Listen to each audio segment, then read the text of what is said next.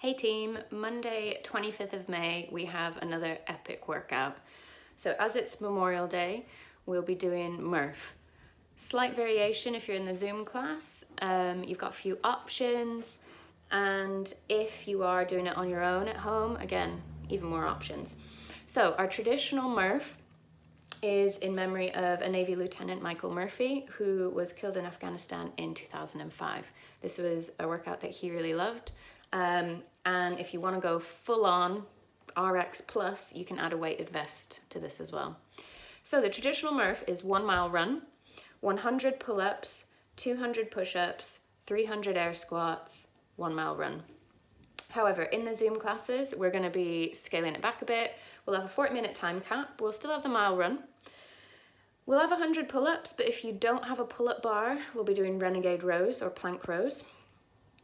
And then we're going to do 100 push-ups, 100 air squats, finish on that mile run. So hopefully we can get it done in those 40 minutes.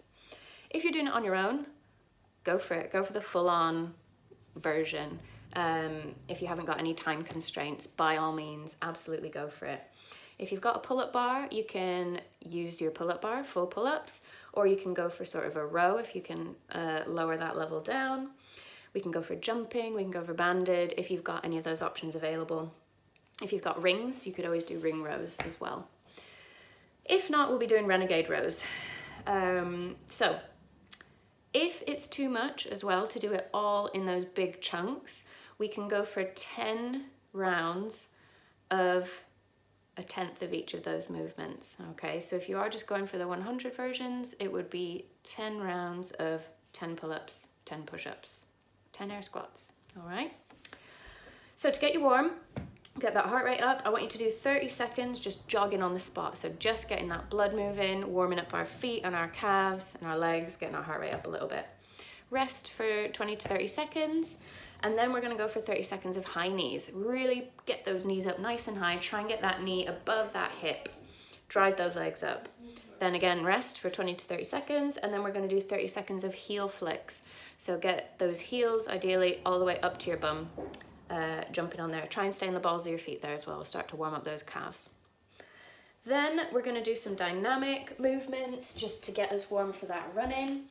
I just want you to do 30 seconds of scoops, so hamstring stretch. So one leg out in front, leg nice and straight, bend that back leg, and we're just going to scoop down as though we're sort of scooping something off the floor. And you're just going to alternate legs there. You can bend that back knee, keep that front leg nice and straight. Once you've done 30 seconds of that, we're then going to do some calf stretches. So if you've got something you can raise your foot onto, that would be ideal. What I want you to do first of all is to raise your toes onto that raised object. Lock that leg out so you have a straight leg. That might be enough for you, but if you want to lean into it, lean your hip forward.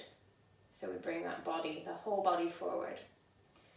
And we're just going to bounce sort of forward and back in that motion about 10 times on each foot. So just allow yourself to spring back and forth.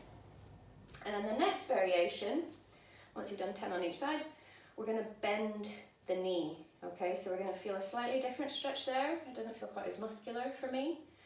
But bending at that knee, just getting a bit more range in that ankle.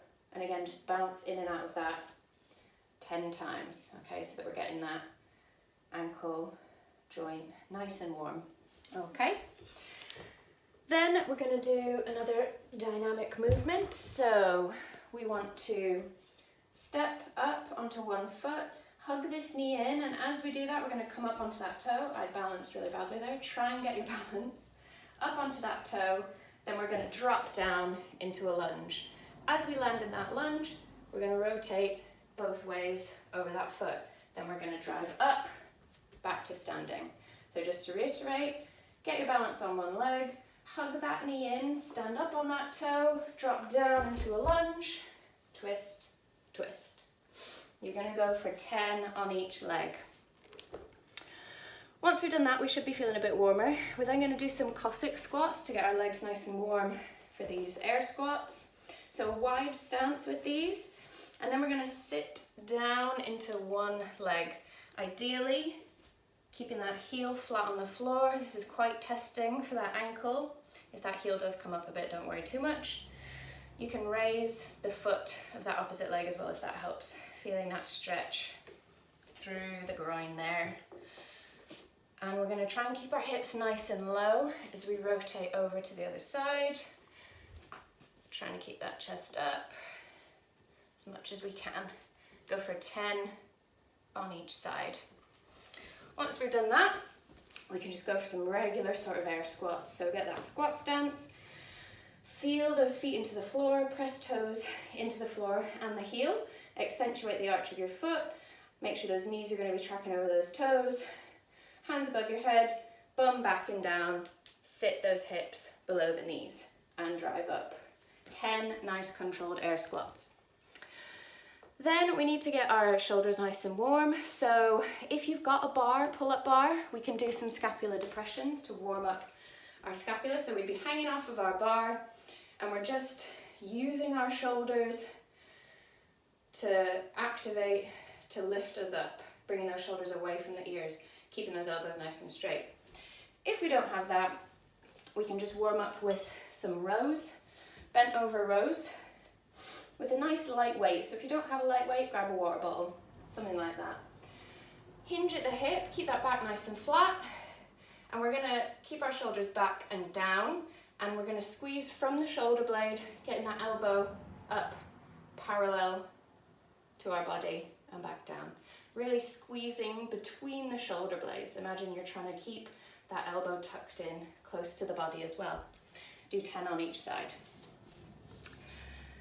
Then we're going to do some scapular press-ups as well. So from this plank position, pinching those shoulder blades together and then spreading them as we come up. Keeping our elbows locked out the whole time.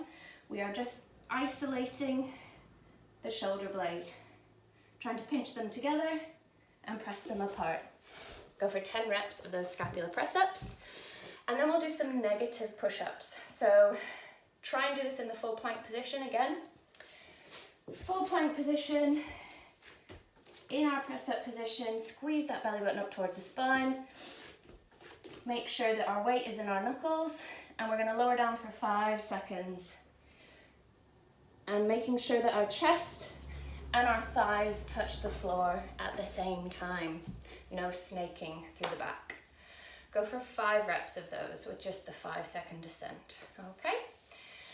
And hopefully after all that, we should be nice and warm and get ready to smash Murph. Good luck, guys.